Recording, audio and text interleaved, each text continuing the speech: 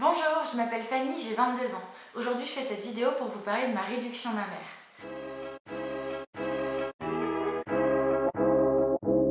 Le but de cette vidéo est dans un premier temps de renseigner les femmes qui s'intéressent à cette opération, ce qui est d'ailleurs peut-être votre cas, mais aussi de pouvoir vous répondre en commentaire à vos questions sous cette vidéo. J'ai moi-même regardé beaucoup de vidéos sur le sujet avant de me lancer, c'est pourquoi je souhaitais à mon tour partager avec vous mon expérience personnelle. Elle pourra peut-être vous aider à sauter le pas et oublier certaines appréhensions et peurs qui vous empêchent d'avancer. Donc, on va commencer cette vidéo par le pourquoi j'ai décidé de faire cette réduction mammaire. Alors, j'ai toujours eu de la poitrine, mais c'est vraiment à partir de mes 17 ans que c'est devenu un gros complexe. Limite, je me sentais pas normale, ou enfin pas comme les autres filles. Ouais, c'est bizarre à dire, mais c'est vraiment ce que je ressentais en fait. Déjà, le mal de dos, c'était insupportable. Être assis pendant des heures sur une chaise de cours, c'était horrible à la fin. Je savais plus comment me mettre, on n'est pas à l'aise. Personnellement, je dormais pas non plus avec mon soutien-gorge, mais je le gardais vraiment du réveil au coucher, quoi. Ensuite, au niveau des vêtements, je me retrouvais à ne plus du tout apprécier les journées shopping en fait. À chaque fois, j'étais obligée d'acheter les mêmes choses que j'achetais déjà, des chemises amples, des pulls, parce que je voulais les cacher. Et quand j'essayais un vêtement qui sortait un peu des choses que j'achetais d'habitude, bah c'était pas possible, mes seins ça bloquait ou ça faisait vulgaire. Enfin, dans tous les cas, le rendu ne me plaisait pas du tout. Je me rappelle que la dernière fois que j'ai été faire les magasins pour mon opération, j'étais avec ma meilleure amie, j'ai essayé une robe blazer, je l'ai pris une taille au-dessus en me disant que c'était bon quoi. Et au final, ça fermait même pas, je pouvais même pas mettre le bouton.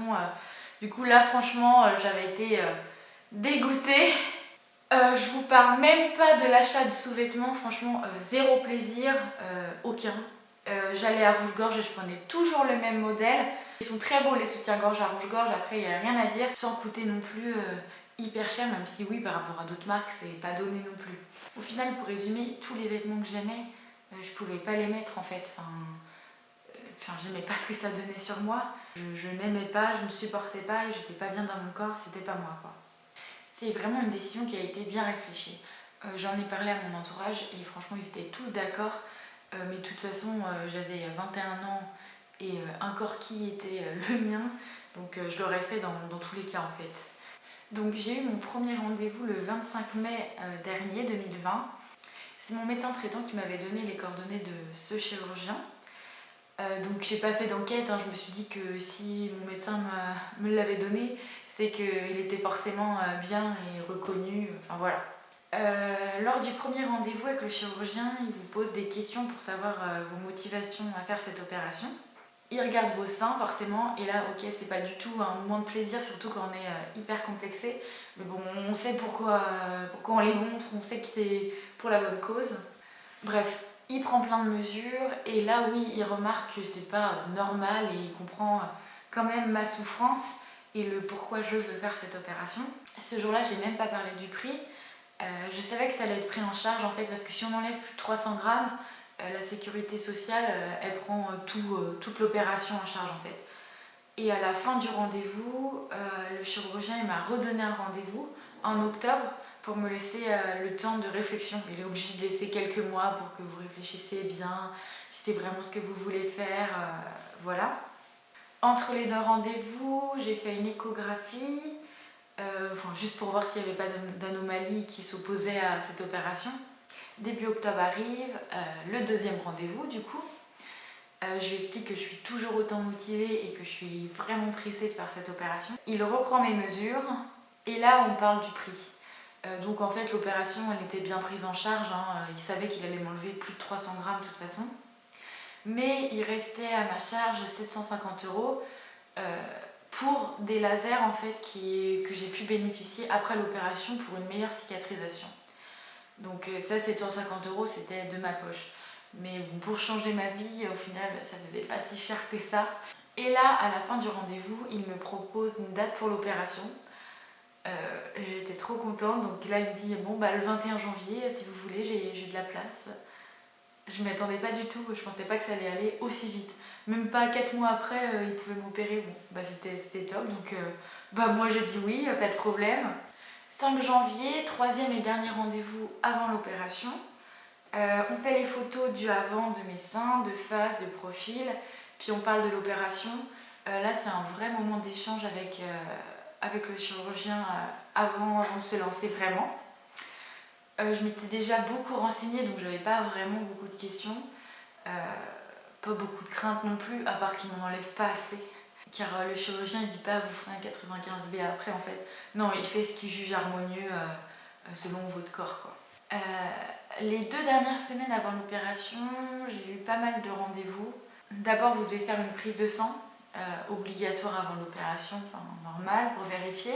Quelques jours avant, j'ai eu rendez-vous avec l'anesthésiste pour poser des questions, pour voir s'il n'y a pas d'allergie, de machin. Voilà, enfin, franchement, c'est juste, on parle et puis voilà quoi. Il y en a beaucoup qui ont peur de l'anesthésie parce qu'il peut y avoir des allergies, enfin, plein de choses, mais au final c'est tellement bien préparé qu'il y a rarement des problèmes en fait. Donc voilà, puis l'anesthésiste, moi c'était une femme donc elle m'a rassurée, enfin voilà, j'étais pas trop stressée pour l'instant mais ça commençait à venir. 3 jours avant l'opération, j'ai dû faire le test Covid, j'ai été chercher ma brassière de contention qu'on m'a donnée en 95C du coup. Et là arrive le jour J, 21 janvier, le grand jour. L'opération était prévue pour 11h, donc je suis arrivée à l'hôpital à 7h30 le matin. L'infirmière, elle m'emmène dans la chambre où j'allais passer la nuit, du coup, elle me pose des questions, elle me donne une tenue pour le bloc, elle me demande de me changer directement si le chirurgien a de l'avance, voilà, au cas où, quoi, ça serait avancé. Le chirurgien arrive pour me dessiner les repères sur la poitrine. Il est arrivé hyper tôt en fait. Et puis là, il m'explique quand même que le but de l'opération, c'est pas non plus de m'amputer, quoi. J'enfile leur culotte, la chemise, la charlotte, je mets aussi mes bas de contention, j'attends que le temps passe. Bon, c'est là que vous commencez à stresser quand même, hein. Au fond, on sait pas trop quoi faire, en plus il y avait personne dans la chambre, du coup vu qu'on peut pas être accompagné. Franchement, heureusement, j'ai pas eu trop le temps de stresser parce qu'en fait l'infirmière elle est arrivée, elle m'a donné un médicament à prendre, le brancardier est arrivé et au final, ça y est, j'étais partie quoi. J'arrive dans une salle où on me repose des questions, on m'installe un cathéter, puis j'entends un peu, puis au final ils m'emmènent direct au bloc. Franchement, quand j'arrive dans le bloc, je suis hyper stressée. J'étais pas du tout à l'aise, il y avait beaucoup d'infirmières, d'infirmiers. Après, les infirmières, elles te demandent plein de choses. Qu'est-ce que vous faites dans la vie? Qu'est-ce que machin? Enfin, tout. Du coup, on est là en train de répondre, mais j'ai pas trop envie de répondre quoi. Bon, tu réponds au final et en fait, tu penses plus à l'opération moi. Ensuite, l'anesthésiste m'a mis le masque sur la bouche et le nez, et là je me suis endormie hyper vite. Et au moins, on n'a pas le temps de réfléchir et d'avoir envie de se tirer quoi. Au final, j'ai même pas vu le chirurgien avant de m'endormir, donc voilà. Je sais pas combien de temps l'opération a duré, je me suis réveillée en salle de réveil 4 heures après avec ma brassière de contention. Et là, vraiment, pas de douleur, rien du tout. Je me suis même demandé s'ils avaient opéré en fait. Par contre, j'avais vraiment hyper mal à la gorge, je pense que c'est lié à l'intubation. C'était horrible, c'était le pire je crois. Ensuite, j'ai attendu un petit peu dans la salle, puis on m'a remonté dans ma chambre. L'infirmière m'a demandé quelles étaient mes douleurs. Je lui ai dit que j'en avais pas en fait, enfin, ça tirait un petit peu mais c'était vraiment pas horrible quoi. Ensuite j'ai enfin pu boire parce que j'étais à jeun du coup depuis la veille et j'avais tellement mal à la gorge que j'avais envie d'avoir de l'eau là pour que ça aille mieux quoi. Mais bon, ça n'a rien fait, mais au moins j'avais plus soif comme avant. Le chirurgien est passé en fin de journée pour regarder. Et c'est là qu'il m'a dit qu'il avait enlevé 700 grammes à chaque sein.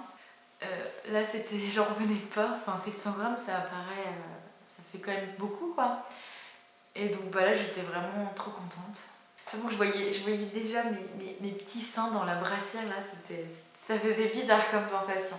J'avoue que la nuit, j'ai pas hyper bien dormi parce que les infirmiers, ils passent souvent la nuit.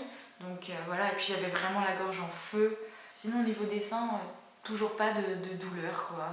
C'était très largement supportable.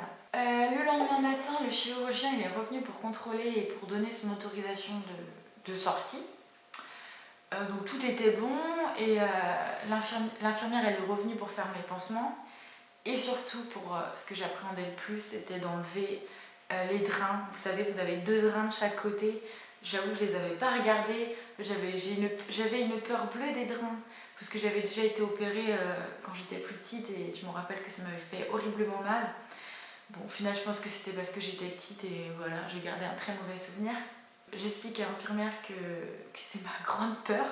Bon, elle me rassure, elle me demande d'inspirer, d'expirer. Au début, j'arrive pas, je panique et tout. Et puis là, je le fais et elle me dit c'est bon.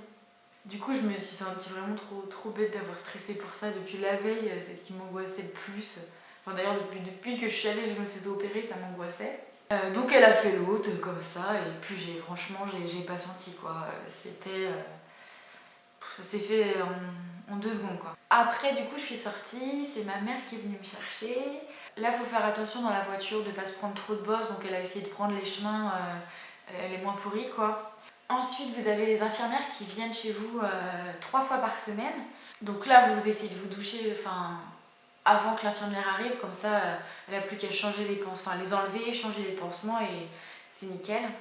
Donc ensuite il faut pas lever les bras, il faut dormir sur le dos, faut pas porter de charge lourde, pas faire de sport. Donc bon bah j'ai fait tout ça, tout s'est bien passé, on s'habitue à dormir sur le dos, même maintenant je dors encore sur le dos du coup.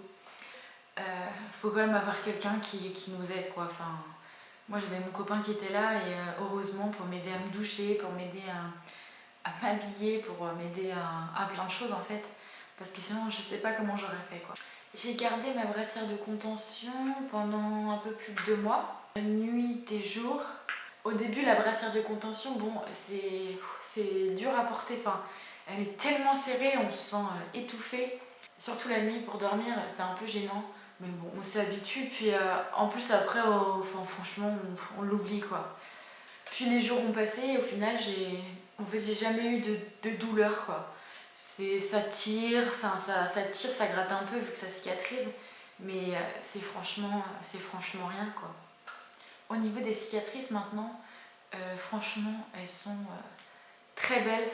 En fait, ça fait une espèce d'une encre. La cicatrice en bas, elle est encore très rouge. Mais après, ça fait même pas 3 mois, donc c'est normal quoi, mais sinon elles sont vraiment hyper belles. Et là maintenant, j'avais revu le chirurgien début avril, donc ça faisait plus de 2 mois mon opération.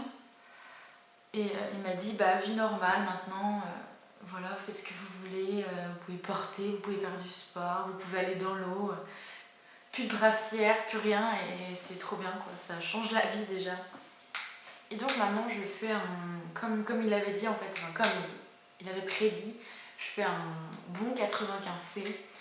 Donc je suis passée d'un 95 EF à C. Donc franchement ça change la vie. Vraiment, je suis tellement contente de pouvoir m'habiller comme je veux. Mon seul regret c'est de ne pas l'avoir fait avant. Franchement je recommande à toutes les filles qui hésitent, qui ont peur d'avoir mal, qui apprennent l'opération pour ça, mais n'hésitez pas franchement, moi ça s'est super bien passé et pour beaucoup ça se passe très très bien. Donc je veux dire, si ça vous gâche autant la vie que ça, faites-le quoi, n'hésitez pas, c'est une nouvelle vie qui commence. Voilà, c'est la fin de cette vidéo. En tout cas j'espère que ça aurait pu vous aider un petit peu. Et n'hésitez pas à me poser des questions en commentaire, je me ferai un plaisir de vous répondre. Au revoir!